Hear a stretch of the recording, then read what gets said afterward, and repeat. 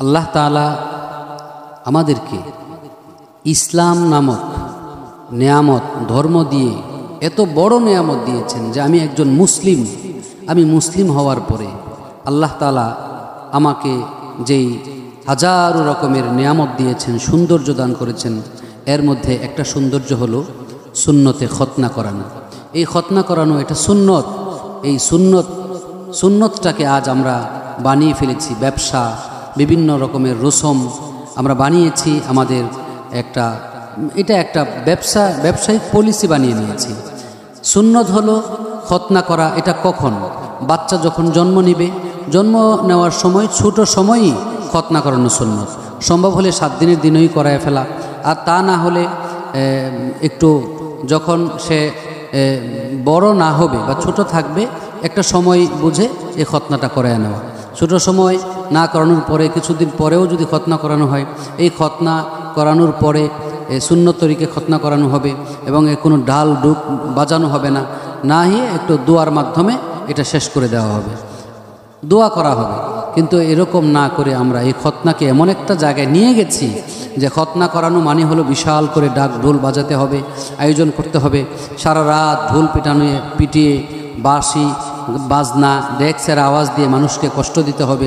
পরের দিন এটা ব্যবসায়ী টুল বসাইতে হবে, বেগানা নারীদেরকে বসাইয়া সেখানে মানুষ টাকা উঠাবে, টাকা জমা দিবে, তারপরে খাওয়া দাওয়া করবে, এরপরে মানুষ এখান থেকে যাবে। এই সুন্নত, রাসূলের সুন্নত, এই খতনাকে নিয়ে আজ আপনি এটা সুন্নত পালন করতে পারতেছেন না, এতে কোনো দুঃখ নাই, কিন্তু রাসূলের সুন্নতকে নিয়ে অপহাস কেন করলেন, ঠাট্টা কেন করলেন? রাসূলের সুন্নতকে নিয়ে কেন ব্যবসা শুরু করলেন? রাসূলের সুন্নতকে নিয়ে ব্যবসা করার কারণে আল্লাহর কাঠগড়ায় দাঁড়িয়ে হিসাব দিতে হবে এবং আপনার ঈমান আস্তে আস্তে অনেকটা দুর্বল হয়ে যাবে। সেই কারণে আমরা এই খতনাকে কেন্দ্র করে সমাজের মধ্যে বহু রকমের প্রথা চালু আছে। খতনাকে কেন্দ্র করে অনেক ধরনের ব্যবসার পলিসি চালু আছে। মনে করে যে আমার ছেলের খতনার মধ্যে অমুক বাড়িওয়ালা, আমার আত্মীয় বা ওরা কতটুকু উপহার প্রদান করেছে, আমরাও তার বাড়িতে সেটুকুই উপহার প্রদান করব। এই ধরনের ব্যাপার আমাদের সমাজে চলে আসছে। ভাই আমরা এগুলো থেকে বের হওয়া উচিত। এটা একটা রাসূলের সুন্নত। আপনি সুন্নত পালন করেন, সুন্নত পালন করবেন না তাও অসুবিধা নাই, কিন্তু আপনি সুন্নতকে নিয়ে ব্যবসা কেন শুরু করলেন? এই সুন্নতকে উপহাস করার কারণে, ঠাট্টা করার কারণে অবশ্যই আপনার জন্য কবিরা গুনাহ হবে এবং আপনার ঈমানও অনেক দুর্বল হয়ে যাবে। সেই কারণে ইসলামের সৌন্দর্য বুঝে সুন্দরভাবে আমরা যেন আমল করতে পারি। আল্লাহ তাআলা তৌফিক দান করুন। আসসালামু আলাইকুম রহমতুল্লাহ।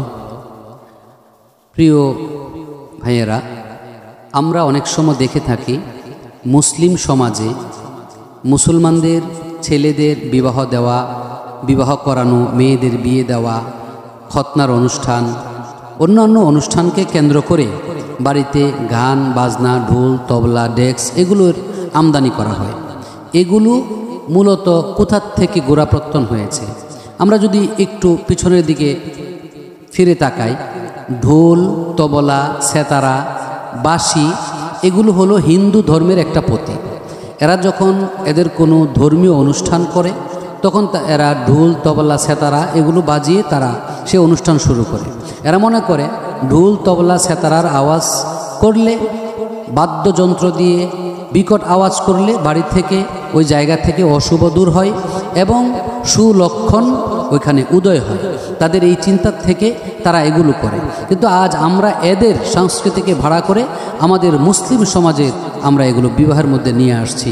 অথচ রাসূল বলেছেন যে এই বিবাহটা যত সহজ হবে, যত সুন্দর হবে, সেটা তত রহমত হবে। কিন্তু আজ আমাদের সমাজে মুসলিমদের বিবাহের আয়োজন, একটা পবিত্র বন্ধন যেখানে শুরু হবে, সেই জায়গার মধ্যে সারা রাত ডেক্স বাজিয়ে, গান বাজিয়ে, বাদ্যযন্ত্র বাজিয়ে মানুষকে কষ্ট দিয়ে, রুগীদেরকে কষ্ট দিয়ে, বৃদ্ধ মানুষদেরকে কষ্ট দিয়ে, শিশুদেরকে ঘুম পাড়াইতে কষ্ট হয় এমন পরিবেশ পরিস্থিতি তৈরি করে বিয়ে দেওয়া হচ্ছে। পরবর্তীতে দেখা গেল এই বিবাহর বৈবাহিক জীবনে, দাম্পত্য জীবনে ওনারা সুখী হন না, অনেক রকমের দুঃখের জীবন যাপন করেন। আর দুঃখের জীবন যাপন করেন সুখের জন্য উলামায়ে কেরামের কাছে গিয়ে পড়ে তাবিজ কবজ খুঁজেন। ও ভাই, তাবিজ কবজের কোনো দরকার নাই, রাসূলের সুন্নত মানেন। বিবাহের সময় আপনি কেন ঢোল, তবলা, সেতারা, ডেক্স আওয়াজ দিয়ে কবিরা গুনাহ করার মাধ্যমে আপনি একটা সুন্দর বন্ধন, পবিত্র বন্ধন তৈরি করছেন? সেই বিবাহ নামক পবিত্র বন্ধনটাকে গানের মাধ্যমে আপনি তো প্রথম দিনই অপবিত্র করে দিয়েছেন। আর যেই বন্ধন অপবিত্র দিয়ে, গুনার কাজ দিয়ে শুরু হয়, সেই বন্ধনের মধ্যে তো শান্তি আসতে পারে না। সুতরাং আমাদের ভালোভাবে বোঝা দরকার, ভালোভাবে বুঝে শুনে আমাদের সেই গুরুত্বপূর্ণ সিদ্ধান্তগুলো নেওয়া দরকার। গুরুত্বপূর্ণ সিদ্ধান্তগুলো যদি আমরা নিতে পারি, আল্লাহ তাআলা নিশ্চয়ই আমাদের পারিবারিক জীবন, দাম্পত্য জীবনে সুখময় জীবন দান করবেন। আসসালামু আলাইকুম ওয়া রাহমাতুল্লাহ। মুহতারাম, আজ আমাদের পরিচয় হলো আমরা মুসলিম, আমাদের ধর্ম হলো ইসলাম, আমাদের রব হলো একমাত্র আল্লাহ, যে আল্লাহর সাথে কোনো শরিক নাই।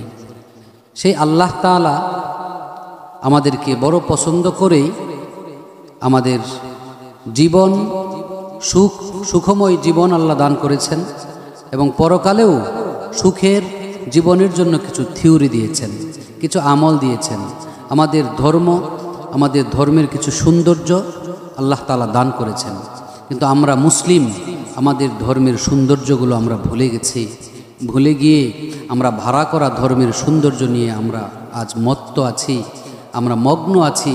এটা মুসলিম জাতির জন্য বড়ই আফসোস ও পরিতাপের বিষয়। ইসলাম ধর্মের সৌন্দর্য আছে। ইসলাম ধর্মের সৌন্দর্য হলো টুপি, ইসলাম ধর্মের সৌন্দর্য হলো দাড়ি, ইসলাম ধর্মের সৌন্দর্য হলো সুন্নতে খতনা, ইসলাম ধর্মের সৌন্দর্য হলো সুন্নত তরিকায় আকদ করানো, বিবাহ পড়ানো। ইসলাম ধর্মের সৌন্দর্য এত অসংখ্য অগণিত সৌন্দর্য আল্লাহ ইসলাম ধর্মের মধ্যে দান করেছেন। আমরা এগুলো ভুলে গিয়ে এখন আমরা পশ্চিমাদের সৌন্দর্যকে, ভাড়া করা সৌন্দর্যকে আমরা আমাদের জীবনে সবচেয়ে গুরুত্ব দেওয়া শুরু করেছি। ইসলামের সৌন্দর্য হলো টুপি। আজ টুপি নিয়েও আমাদের কত মতবিরোধ দেখা দিয়েছে। এক এক ঘরানার মানুষ এক এক রকমের টুপি পরাকে বাধ্যতামূলক মনে করে।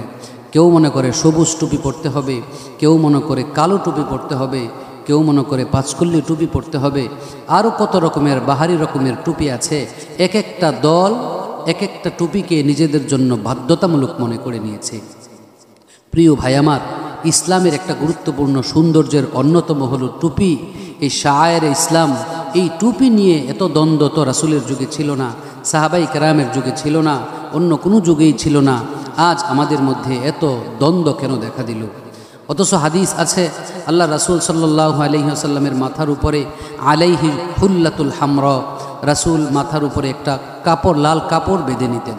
সেই লাল কাপড় বাঁধা থেকেই আসছে টুপির মাসআলা, টুপি পরা সুন্নত। এটা ইসলামের সৌন্দর্য। সেই সৌন্দর্য, সেটা পাঁচকল্লি হোক, যদি মাথার 4 ভাগের 3 ভাগ ঢেকে থাকে সুন্নত আদায় হবে। সেটা নৌকা টুপি হোক, কিস্তি টুপি হোক, জালি টুপি হোক, যে কোনো টুপি মাথার 4 ভাগের 3 ভাগ ঢাকলেই তো সুন্নত আদায় হবে। তাহলে আমি কেন একটা টুপি নিয়ে মানুষকে কটাক্ষ করি যে এরা তো অমুক টুপি পরে, এরা ওই তরিকার লোক, এরা অমুক টুপি পরে, এরা ওই তরিকার লোক? আমাদেরকে আজ ভাগ ভাগ করে দিয়েছে। মুসলমানের মধ্যে টুপি নিয়ে ভাগ করা, বিভিন্ন জামা নিয়ে ভাগ করার কোনো সুযোগ আদৌ নাই, বরং এটা একটা ইসলামের সৌন্দর্য। আমরা আমাদের আরও বেশি করে গুরুত্ব দেওয়া উচিত। আমরা যদি বিস্তারিত বলি, হিন্দু ধর্ম মতে তাদের সৌন্দর্য হলো মাথায় সিঁদুর পরা। এদের ধর্মের প্রতীক হলো, এদের ধর্মের সৌন্দর্য বা প্রতীক হলো এদের তুলসী গাছের পুজো করা। এরা মনে করে তুলসী গাছের পুজো করলে তুলসী গাছ এদেরকে মুক্তি দিবে, এটা রক্ষা কবচ, এটা থাকলে অশুভ দূর হবে, অশুভ শক্তি দূর হবে। এই জন্য এরা তুলসী গাছের পূজা করে। কেউ হিন্দুদের মধ্যে কেউ তো কোনো দিন তুলসী গাছ এটা কি ছোটো হবে না বড় হবে, এটার পাতা কোনটা লাল হয়েছে কোনটা কালো হয়েছে এটা নিয়ে দ্বন্দ্ব করে না। এরা তুলসী গাছের পাতা নিয়ে দ্বন্দ্ব করে না, এরা সিঁদুর নিয়ে দ্বন্দ্ব করে না। এরা একটা এই ধর্মের লোক হওয়ার পরেও, বাতিল হওয়ার পরেও এরা যদি এদের ধর্মের এই শায়েরগুলো নিয়ে দ্বন্দ্ব করে না। কিন্তু দুঃখের বিষয়, আজকে ইসলামী মূল্যবোধ লালন করে, মূল্যবোধে বিশ্বাসী হয়ে আজ আমরা মুসলমানরা টুপি নিয়ে শত ভাগ তৈরি করে ফেলেছি। বরং এটা ইসলামের একটা বড় সৌন্দর্য ছিল। সমস্ত ভেদাভেদ ভুলে গিয়ে যে লাল টুপি পরে সেও আমার ভাই, যে সাদা টুপি পরে সেও আমার ভাই, যে সবুজ টুপি পরে সেও আমার ভাই, যে যেই কালারের টুপি পরুক না কেন, যেই ধরনের টুপি পরুক না কেন, এতে ইসলামের কোনো বাধা নাই, কোনো অসুবিধা নাই। রাসূলের সুন্নত আদায় হবে, রাসূলের সুন্নত পড়েছে, এটা আমার ভাই হিসাবে অবশ্যই আমি তাকে মোহাব্বত করি। এর বাহিরে গিয়ে বিশুদ্ধার করা, কাউকে ছোট করা কোনো সুযোগ ইসলামের মধ্যে নাই। আল্লাহ তাআলা আমাদেরকে বুঝে শুনে সঠিক মাসআলা অনুযায়ী আমল করার তৌফিক দান করুন। আসসালামু আলাইকুম প্রিয় ভাইয়েরা, আমরা অনেক সময় জীবন চলার পথে কথায় কথায় মানুষের সাথে রাগ হই। রাগ আপনার মনের মধ্যে থাকবে, এই রাগটা কখনো আপনি মুখের মাধ্যমে প্রকাশ করবেন না। কারণ একটা কবিতা আছে, যারা হাতু সিনানুল্লাহ তিয়াম ওয়ালা ইয়ালতামু মা জারাহাল লিসান। মানুষকে যদি অস্ত্র দিয়ে আঘাত করা হয়, সে আঘাতের জন্য মেডিসিন ব্যবহার করলে কিছুদিনের ব্যবধানে আঘাতের দাগটা মুছে যাবে, কিন্তু আপনি কথার মাধ্যমে যদি তার অন্তরের মধ্যে আঘাত করে ফেলেন, এই আঘাতটা কোনো দিন মুছবে না। সেই কারণে রাগকে নিয়ন্ত্রণ করেন, রাগ নিয়ন্ত্রণ করেন, আপনার এমনি আপনার কাছে ভালো লাগবে, আপনার সময় ভালো কাটবে। যখন আপনি ঘুমান, ঘুমের আগে যদি রাগ করেন, আপনার ঘুম ভালো হবে না। আপনি যদি সকালবেলা বাসা থেকে বের হওয়ার সময় স্ত্রীর সাথে রাগারাগি করে বের হন, তাহলে সারা দিন আপনার খারাপ যাবে। আপনি যখন কোথাও দেখা হলো, কথা বলতে গিয়ে রাগ হয়ে গেলেন, তখন আপনি জায়গা ছেড়ে দেন, চলে যান, আপনি তর্ক বাদ দিয়ে দেন।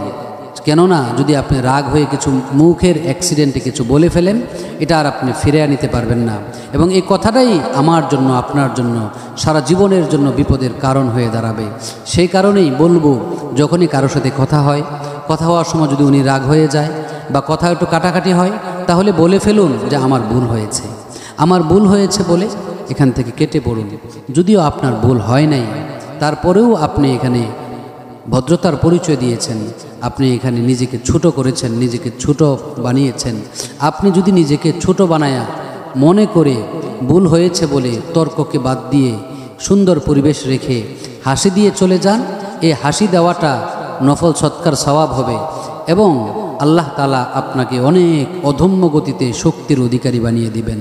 এবং দিন শেষে সময়ের ব্যবধানে একদিন দেখবেন ইনশাআল্লাহ আল্লাহ তাআলা অবশ্যই অবশ্যই আপনাকেই সফলতা দিবেন ইনশাআল্লাহ। আসসালামু আলাইকুম রহমতুল্লাহ। প্রিয় ভাইয়েরা, আল্লাহ তাআলা আমাদেরকে দুনিয়াতে পাঠিয়েছেন, সুখে শান্তিতে জীবনযাপন করতেছি, কিন্তু আমরা আমাদের গুরুত্বপূর্ণ কিছু বিষয় আমরা খেয়াল না করার কারণে আমরা অনেক বড় অপরাধের খাতায় নাম লেখাচ্ছি। আমরা অপরাধ করছি।